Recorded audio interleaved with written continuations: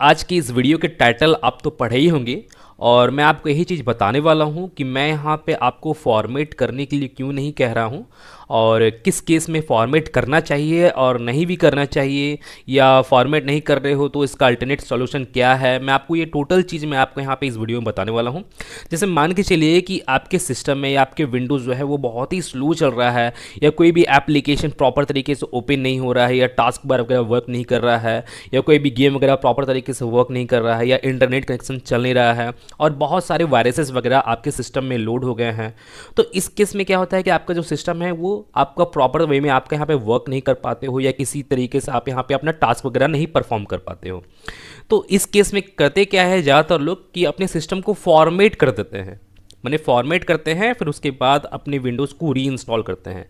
तो इससे क्या होता क्या है कि आपका जो भी डेटा है वो आपका रिस्क में आ जाता है कि हो सकता है वो डेटा आपका रिमूव हो जाए, या जो भी एप्लीकेशन वगैरह है या जो भी गेम वगैरह है या आपके कोई भी ड्राइव वगैरह में आपका डेटा वगैरह है या सी ड्राइव में डेटा वगैरह है वो आपका यहाँ पे रिमूव हो जाएगा। अगर आप यहाँ पे फॉर्मेट वाले केस में अगर आप यहाँ पे जाते हो, अपने सिस्टम को फॉर्मेट करते हो तो, और जैसे मैं आपको बता दूँ कि अगर आप यहाँ पे फॉर्मेट करते हो तो ज़्यादा रिस्क क्या होता है, जिन लोग का ओल्ड लैपटॉप है या ओल्ड लैपटॉप में ओल्ड हार्ड ड्राइव वगैरह लगा हुआ है, एचडीडी लगा हुआ है ज़्यादातर केसेस में, तो उस केसेस में क्या होता है कि उन लोग का हार्ड ड्राइव भी यहाँ पे मैंने क्रैश हो जाता है। अगर आप यहाँ पे ज़्यादा अमाउंट में अगर आप यहाँ पे अपने सिस्टम को फॉर्मेट कर चुके हो और फिर आप फॉर्मेट करोगे तो यहाँ पे आपका हार्ड डिस्क वगैरह भी आपका यहाँ पे क्रैश हो सकता है। तो ये सारे प्रॉब्लम्स आते हैं फॉर्मेट के केस में। जैसे मैं आपको बता दूँ तो यहाँ पे फॉर्मेट कब करना चाहिए, जैसे मैं आपको वो भी बता देता हूँ कि फॉर्मेट किस कंडीशन में करना चाहिए। जैसे पहला चीज़ तो मैं आपको बता दूँ कि हो सकता है आप यहाँ पे ध्यान दीजिएगा कि आपके यहाँ पे जो लैपटॉप है वो ज़्यादा ओल्ड नहीं होना चाहिए, मैंने आपका हार्ड डिस्क वगैरह ज़्यादा यहाँ पे ओल्ड नहीं होना चाहिए, या आप पहले कभी भी और भी फॉर्मेट वगैरह नहीं किए हो अपने सिस्टम को, या हो सकता है कि आपका जो सिस्टम में वो SSD लगा हुआ होना चाहिए, या नहीं भी है तब भी आप HDD में भी कर सकते हो, लेकिन आपका HDD जो हार्ड डिस्क है वो आपका ज़्यादा ओल्डेस्ट नहीं होना चाहिए, ज़्यादा अमाउंट में पहले आपका फॉर्मेट नहीं किया हुआ होना चाहिए। तो इस केस में क्या है कि आप यहाँ पे फॉर्मेट कर सकते हो, या जैसे मान के चलिए कि अगर आप यहाँ पे अपने सिस्टम को फुल्ली मैंने फॉर्मेट करना चाह रहे हो, जो भी डेटा वगैरह है आपका यहाँ पे नहीं होना चाहिए, आप स्टार्टिंग से आप यहाँ पे अपने विंडोज़ को अपने अकॉर्डिंग यहाँ पे कॉन्फ़िगर करना चाहते हो, या जो भी एप्लीकेशन इंस्टॉल करना चाहते हो, तो आप यहाँ पे फॉर्मेट वाले केस में आप यहाँ पे जा सकते हैं। अगर इस तरह का कंडीशन अगर आपके साथ आता है तो आप यहाँ पे फॉर्मेट का भी क्या प्रोसेस है कि आपको यहाँ पे बूट टेबल वगैरह आपको यहाँ पे क्रिएट करना पड़ता है, विंडोज़ का ISO फाइल डाउनलोड करना पड़ता है, फिर आपको पेन ड्राइव में उस ISO फाइल को बूट टेबल क्रिएट करना पड़ता है, फिर जाकर आप यहाँ पे अपने सिस्टम को फॉर्मेट करते हो, अपने विंडोज़ को इंस्टॉल करते हो। तो इस तरह का प्रोसेस होता है फॉर्मेट के केस में। तो अगर आप यहाँ पे फॉर्मेट नहीं करते हो तो यहाँ पे क्या अल्टरनेट सॉल्यूशन होता है। जैसे मैं आपको बता दूँ कि अगर आपका यहाँ पे विंडोज़ वगैरह जैसे मान के चलिए कि आपका जो भी एप्लीकेशन वगैरह है, जो भी मैंने इंटरनेट कनेक्शन वगैरह है, अगर प्रॉपर तरीके से नहीं होता है तो आप यहाँ पे अपने सिस्टम को रीसेट कर सकते हो। यहाँ पे अपने सिस्टम को रीसेट कर सकते हो, फैक्ट्री रीसेट कर सकते हो। उससे क्या होगा कि आपका जो डेटा है वो आपका एज इट इज़ जहाँ पे है वहाँ पे ही रहेगा, और यहाँ पे ज़्यादा रिस्क वगैरह भी नहीं आता है। फॉर्मेट के केस में क्या है कि अगर मान के चलिए आपका विंडोज़ ही कम्प्लीटली करप्ट हो जाता है तब आपको यहाँ पे फॉर्मेट करना चाहिए। अगर आपके यहाँ पे विंडोज़ करप्ट नहीं है तो मैं आपको बोलूँगा कि आप यहाँ पे अपने सिस्टम को रीसेट कर दीजिए, वो ज़्यादा बेटर होता है आपके सिस्टम के लिए। तो रीसेट कैसे करना है जैसे मैं आपको वो भी बता देता हूँ। ऐसे रीसेट के रिलेटेड मैं और भी बहुत सारे वीडियोस वगैरह डाला हूँ अपने चैनल पे, विंडोज़ 11 के रिलेटेड या विंडोज़ 10 के रिलेटेड। तो जैसे मैं इस वीडियो में भी आपको बता देता हूँ रीसेट कैसे करना है। आपको अपने कीबोर्ड में Windows+I बटन को प्रेस करना है और यहाँ पे आपको अपने सेटिंग्स को ओपन कर लेना है, या आप एक और काम कर सकते हो। आपको करना क्या है कि आप अपने स्टार्ट मेनू में जाकर आप यहाँ पे रीसेट भी डायरेक्टली टाइप कर सकते हो। सेटिंग्स में आपको जाने की ज़रूरत नहीं होगा और यहाँ पे आपको रीसेट दिस पीसी का ऑप्शन शो हो जाएगा। तो आपको यहाँ पे ओपन वाले ऑप्शन पे क्लिक करके आपको इसे ओपन करना है, और ओपन करने के बाद अब आप यहाँ पे देखोगे कि यहाँ पे रीसेट दिस पीसी का ऑप्शन शो होगा और यहाँ पे रीसेट पीसी का आपको यहाँ पे बटन शो होगा। तो आपको इसके ऊपर क्लिक करके आपको यहाँ पे रीसेट करना है। अब आप यहाँ पे देखोगे यहाँ पे दो ऑप्शन शो होता है रीसेट करने के अकॉर्डिंग। तो यहाँ पे आप देखोगे यहाँ पे जो पहला ऑप्शन है कीप माई फाइल्स और जो दूसरा ऑप्शन है रिमूव एवरीथिंग।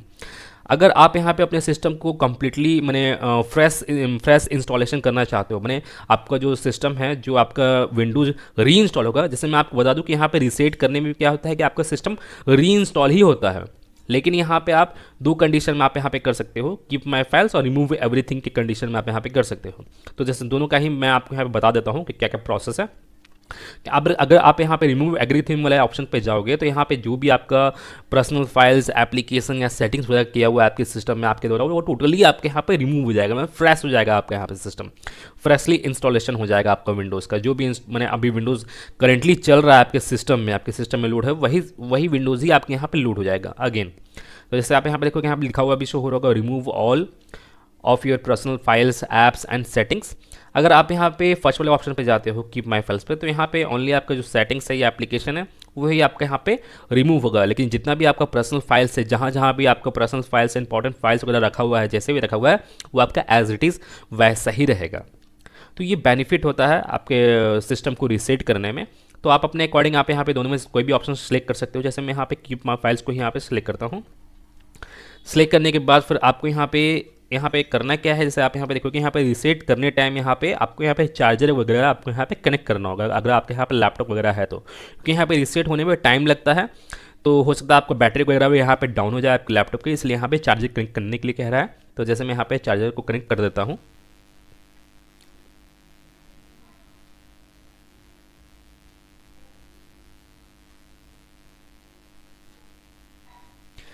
कनेक्ट करने के बाद फिर आपको यहाँ पे कुछ मैंने स्टेप्स आपको यहाँ पे शो होंगे या इंस्ट्रक्शन आपको यहाँ पे शो होंगे रीसेट के रिलेटेड, और आपको यहाँ पे फाइनली आपको यहाँ पे रीसेट का आपको यहाँ पे बटन शो हो जाएगा।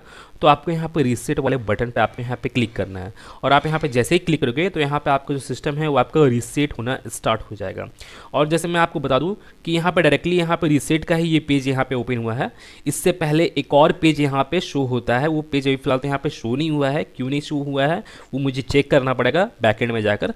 तो यहाँ पे एक पेज और शो होता है, जैसे मैं आपको बता दूं, यहाँ पे क्लाउड इंस्टॉलेशन का एक ऑप्शन शो होता है, एक लोकल इंस्टॉलेशन का ऑप्शन शो होता है। तो आपको वहाँ पे लोकल वाले को ही वहाँ पे सेलेक्ट करना है, ठीक है। लोकल जहाँ पे भी लिखा रहेगा, अभी फिलहाल तो यहाँ पे मेरा शो नहीं हुआ है, लेकिन मैं आपको तब भी बता दे रहा हूँ कि लोकल जहाँ पे लिखा होगा तो आपको उसी लोकल वाले ऑप्शन पे क्लिक करना है।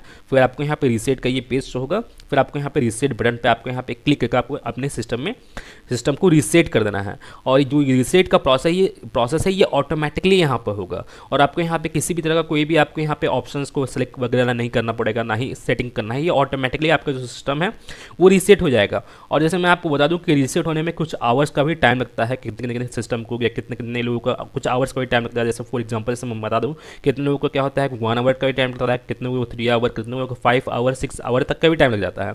तो आपको यहाँ पे जब पेशेंस रखना है, और आपको यहाँ पे एज इट इज़ आपको यहाँ पे छोड़ देना है, और आपका जो सिस्टम है कुछ आवर्स के बाद आपका जो सिस्टम है वो ऑटोमेटिकली यहाँ पे रीसेट होकर आपको मैंने जो विंडोज़ है वो प्रोवाइड हो जाएगा। तो आपको यहाँ पे जरा पेशेंस रखना होगा। तो अभी फिलहाल तो मैं यहाँ पे रीसेट नहीं कर रहा हूँ, इसलिए कैंसिल कर दे रहा हूँ, लेकिन आपको रीसेट करना है तो आप इस तरह से आप यहाँ पे रीसेट कर सकते हो। और जैसे मैं आपको यहाँ बता दिया हूँ कि फॉर्मेट क्यों नहीं करना चाहिए और किस कंडीशन में फॉर्मेट करना चाहिए। अगर आपका विंडोज़ जो है वो करप्ट हो चुका है, ये आपको यहाँ पे अर्जेंटली आपको यहाँ पे फॉर्मेट करना ही करना है इन एनी हाउ, तो आप यहाँ पे फॉर्मेट कर सकते हो। आप पे डिपेंड करता है कि आपको फॉर्मेट करना है कि रीसेट करना है। लेकिन मैं आपको जो प्रॉब्लम आता है फॉर्मेट करने में और जो भी स्टेप्स होते हैं रीसेट करने में, मैं आपको यहाँ पे टोटली स्टेप्स बता दिया हूँ। तो आप यहाँ पे अपने अकॉर्डिंग आप इसे रीसेट कर सकते हो। तो गाइज मैं फिर मिलता हूँ नेक्स्ट वीडियो में। Till then and bye bye. और एक बात और, सब्सक्राइब बटन पे 2-3 फैट लगा दीजिएगा, जिससे सब्सक्राइब हो जाए और घंटी वंटी गिर जाए।